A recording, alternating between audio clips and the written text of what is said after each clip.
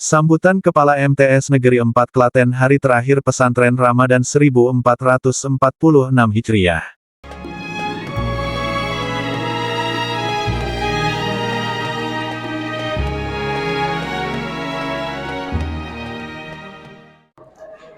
Assalamualaikum warahmatullahi wabarakatuh.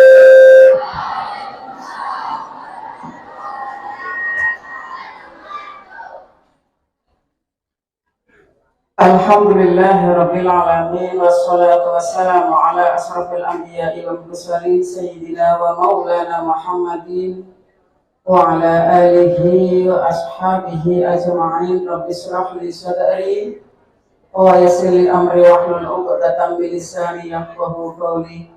Yang kami hormati Ibu, Bapak Guru dan tenaga kependidikan MTS Negeri 4 Klaten, yang kami cintai dan kami banggakan anakku semuanya, baik kelas 7, 8, dan 9. Alhamdulillah pada pagi yang berbahagia ini kita lafalkan hamdalah bersama-sama. Alhamdulillahirabbil alamin atas segala karunia rahmat hidayahnya, khususnya kesehatan kesempatan sehingga kita bisa melaksanakan kegiatan terakhir dari kegiatan pesantren Ramadan yang dilaksanakan kurang lebih 3 hari, dan hari ini adalah hari yang terakhir. Sholawat serta salam semuanya selalu terlimpahkan pada junjungan kita Nabi Agung Baginda Rasulullah Sallallahu Alaihi Wasallam beserta keluarga dan sahabatnya, tabiin, tabiin, dan selalu kita nantikan syafaatnya nanti di hari akhir. Amin ya robbal alamin.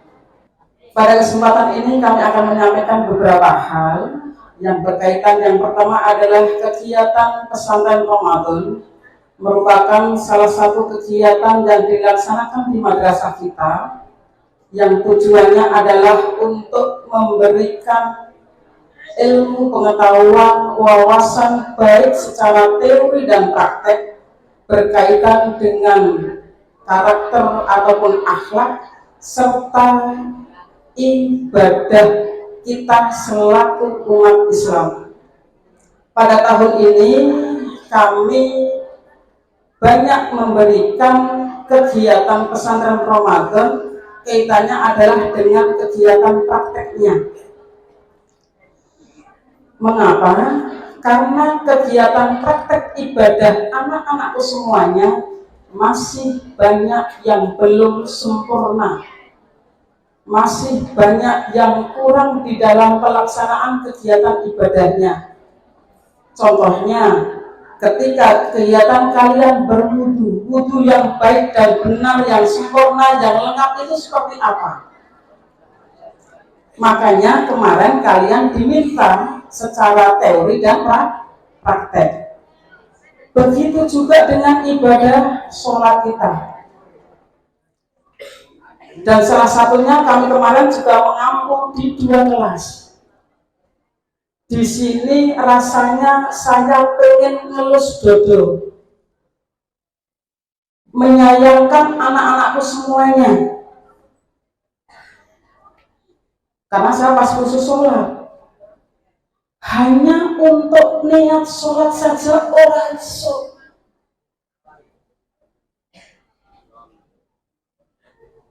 Kalian anak madrasah di MI, di SD, insya Allah pasti sudah diberi pengetahuan tentang itu. Bagaimana ketika sholat? Hanya usul fardhu subuh saja orang iso. Niatnya apa bu? Soal pakainya bahasa Indonesia. Tolong segala sesuatu yang kita berhubungan dengan Allah itu memang lebih baiknya dengan menggunakan bahasa Arab untuk niatnya. Doanya pakai bahasa Indonesia bagaimana bu? Silahkan.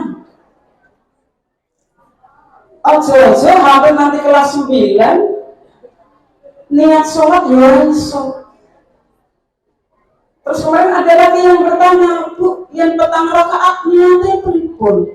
Loh lah, selama ini kalian sholat di madrasah, kalian sholat di rumah, kemudian kalian di masjid, sembok oso opo? Karena niat adalah rukun sholat. Yang niatnya tidak ada, diinfokan. Padahal belum tentu wudhu kita juga sudah terbaik, khususnya anak putri. Wudhu jilbabnya nggak dibuka, sampai mau banyak dileboknya, belum tentu itu, karena kita harus sampai mana batasan-batasan untuk kita wudhu. Makanya di pesantren Ramadan tahun ini itu yang kita tekankan agar apa?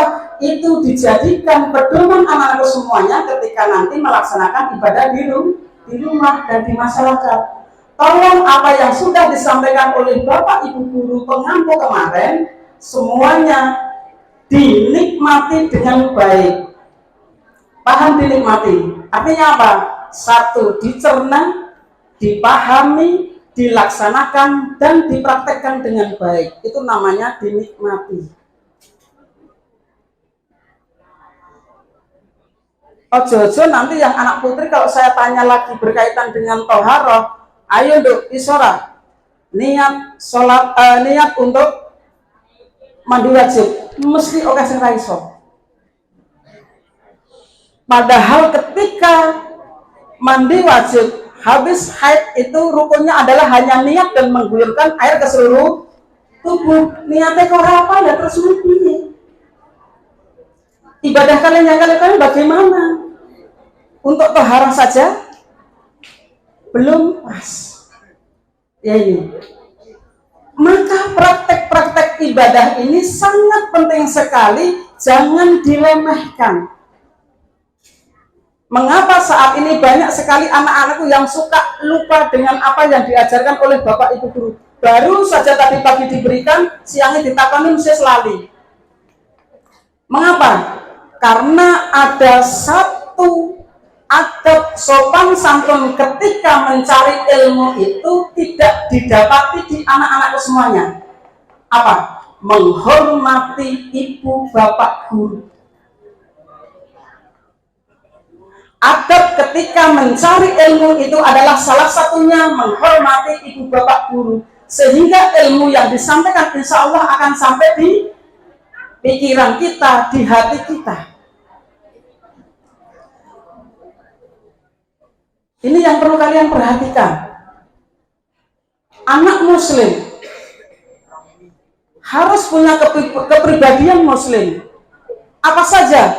Akhlakul karimah berkaitan dengan akhlaknya. Akidahnya tetap akidah Allah Subhanahu wa taala, asyhadu an la ilaha illallah wa asyhadu anna Muhammadar Rasulullah. Ibadahnya, sholatnya seperti apa?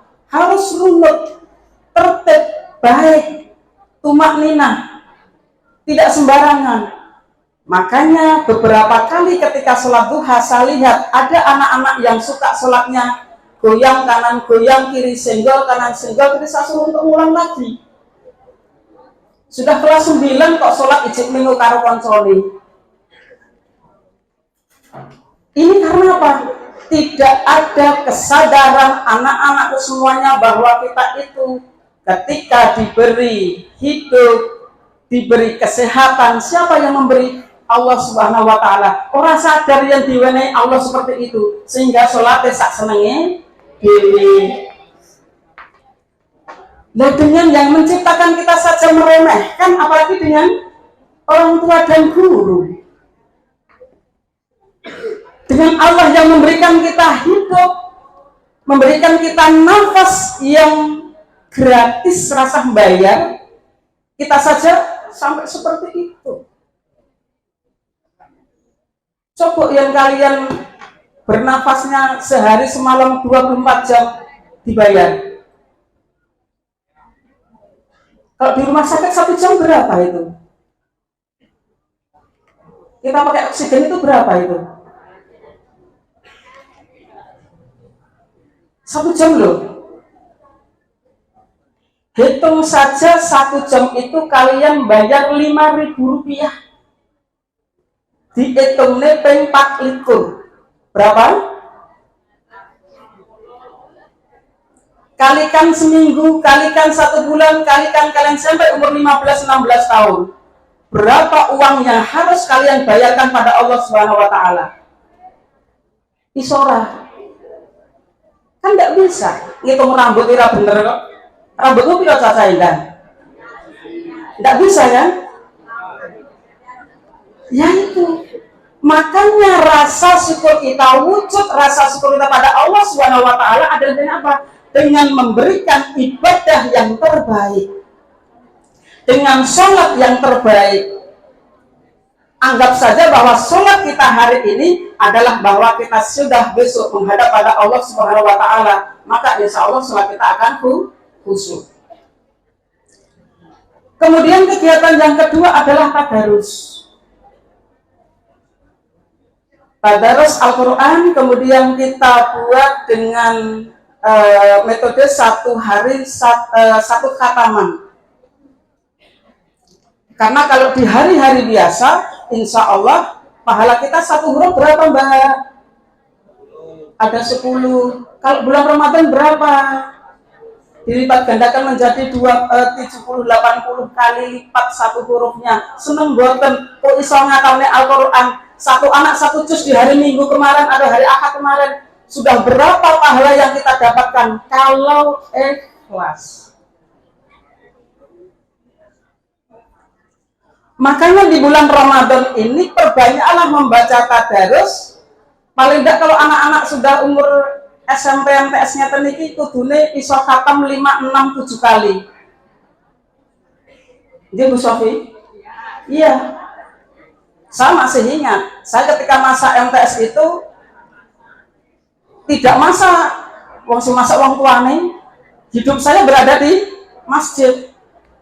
Habis subuh tadarus, sebelum zuhur tadarus. Jadi satu bulan itu bisa sampai khatam 6 sampai 7 kali.